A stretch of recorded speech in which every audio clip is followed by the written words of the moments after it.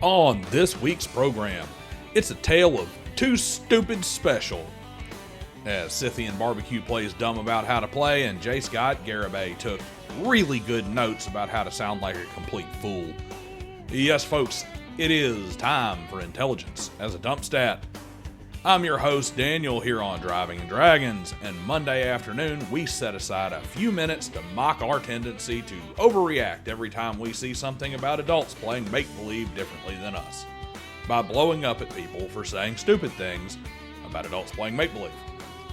It is hard-hitting commentary with semi-sarcastic overreactions like this that make this the #1 ranked show on YouTube in the Guy Talking About TTRPGs While Driving Cars segment.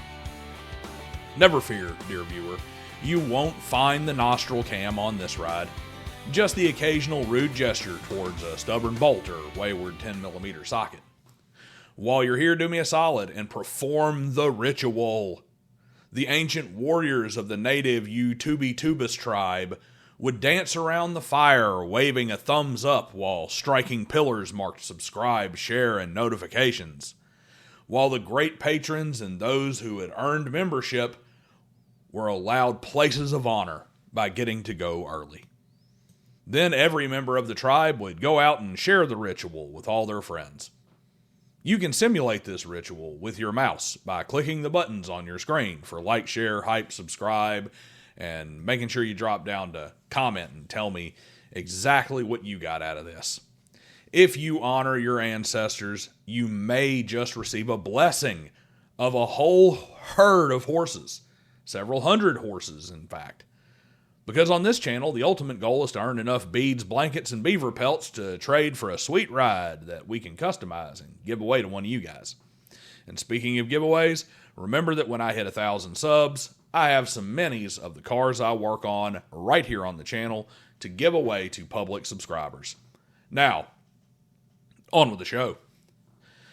There was actually quite a lot of stupid nonsense floating around the world of TTRPGX this week.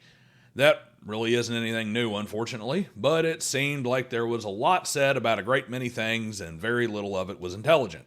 So before we roast Sycthian Barbecue low and slow, here are two things that bear mentioning. Nerd Cognito and the troglodytes over on Reddit. Nerd Cognito did it again. They made a mountain out of a molehill, and their performative outrage was misplaced in a way that actually hurts the cause by pushing postmodernist nonsense out of gaming. They went after Bob Worldbuilder, and not for any of the multitude of things he actually deserves to be gone after for, but for made-up nonsense about AI. Ryan David and crew have turned into crusaders for the cause of using AI. And I have no issue with that because it does level the playing field for the little guy as long as it's done well.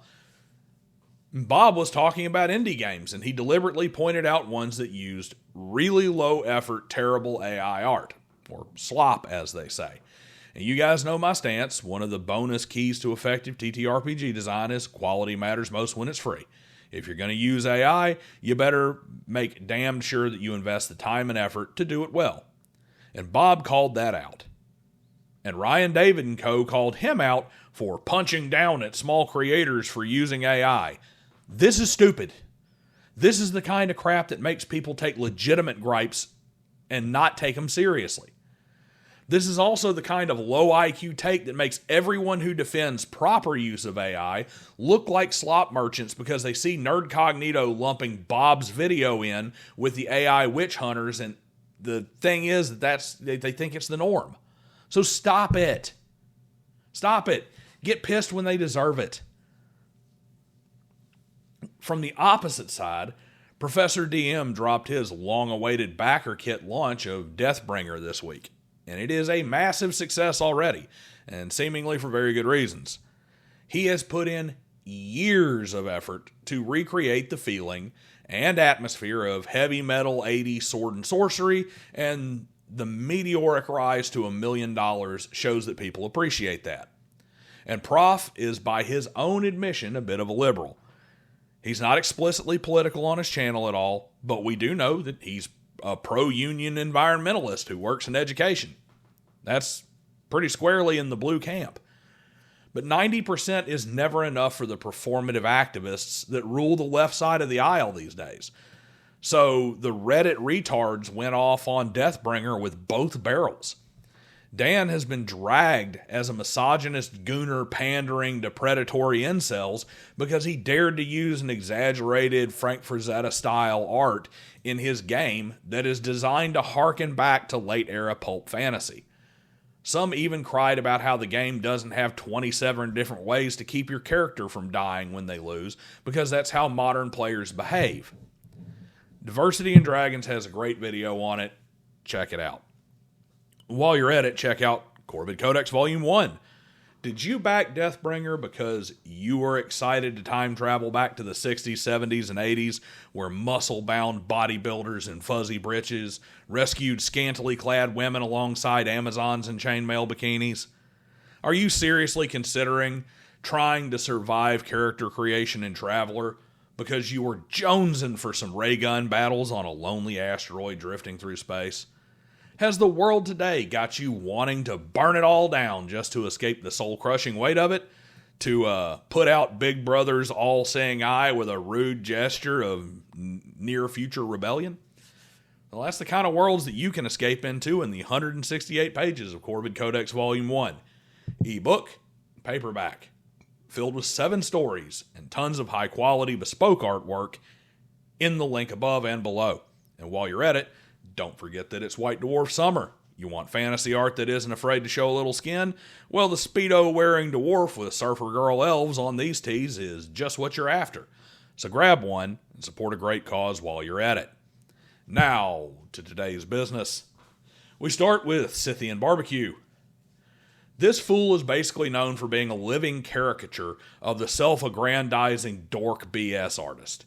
His whole thing is a made-up professional D&D World Championship, like he's the Frankie Dukes of the TTRPG world. Super secret, they will kill me if I tell you, but I'm talking about it online underground D&D World Championship where all the best players compete in a non-competitive game. Gotcha.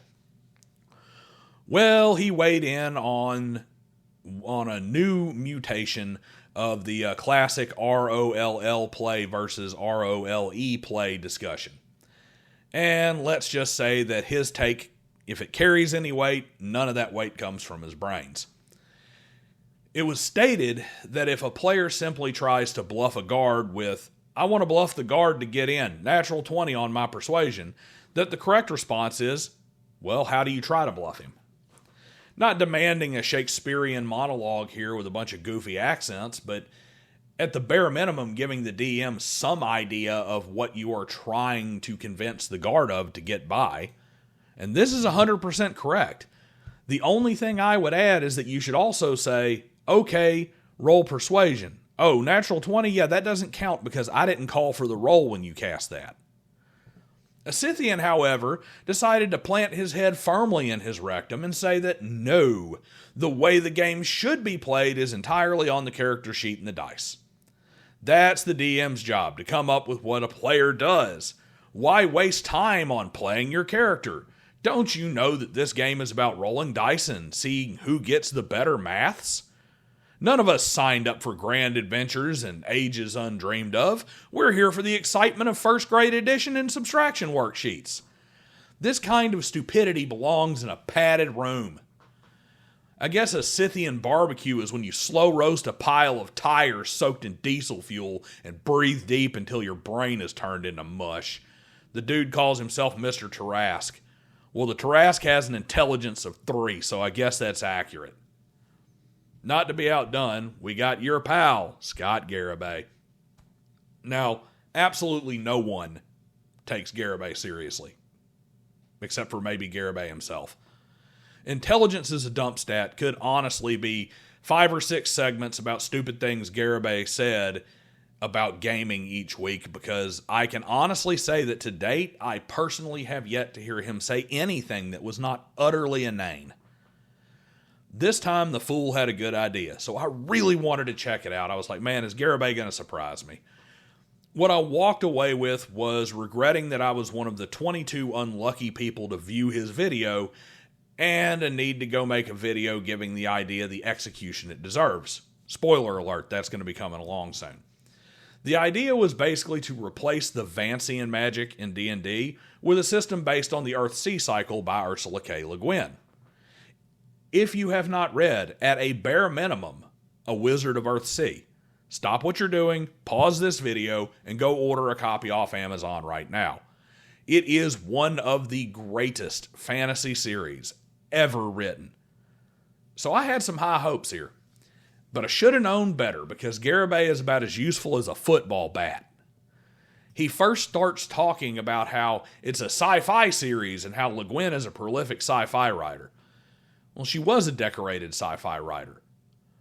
But Earthsea is in no way science fiction, it's straight up fantasy.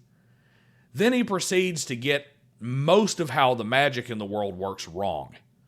How is it that he had this idea, but he got so much wrong about it? Because this Class A moron has never actually read anything by Ursula K. Le Guin. A friend told him about it and how it works, and he took notes, really good notes, and then he put his notes into ChatGPT and asked it to reframe D&D's magic system around it. This Nimrod not only had no working knowledge of the world of Earthsea, he didn't even bother to look up the Wikipedia on the books. He fed AI his notes from a conversation he had with another person trying to describe it to him, and then took to YouTube to tell us all about how it works and how you could use it in D&D. Even Condor DM puts more effort into his crap than this. The Chess Pigeon at least asks AI to review the game he has never played and generate a script for him, so at a bare minimum he's telling the AI to use primary source material here. Imagine the level of arrogance it takes to think that your notes taken third party about a series you haven't even read the back cover of is sufficient for you to try and speak with authority on it.